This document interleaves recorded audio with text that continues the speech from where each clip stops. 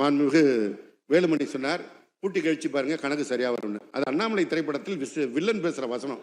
அவர் villain பேசுகிற வசனத்தை பேசிவிட்டார், போய்விட்டார். எனவே அவருக்கு ஒரே ஒரு பதிலை நான் இந்த நேரத்தில் தெரிவித்துக் கொள்கிறேன். கூட்டி கழிச்சு பார்த்தா கணக்கு சரியா வரும் தான். ஆனால் தமிழ்நாட்டு மக்கள் போடுகிற கணக்கை நீங்கள் கொஞ்சம் கவனத்தில் கொள்ளுங்கள். தமிழ்நாட்டில் இதை நான் பேசி முடிச்சேன், அப்புறம் நீ பேசினேன்.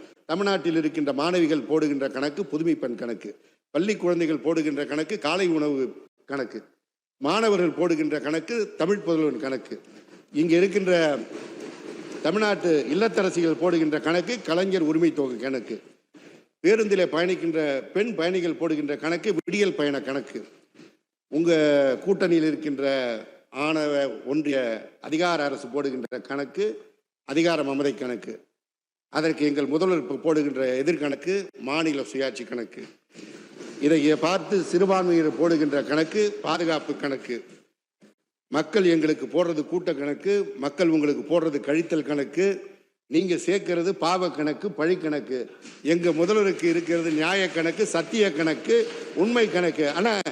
ஆனா இப்ப கூட்டி கழிச்சு பாருங்க, 2026 234 கணக்கு சரியா வரும். தமிழ்நாடு போராடும், தமிழ் வெல்லும், திராவிட முன்னேற்ற கழகம் வெல்லும்.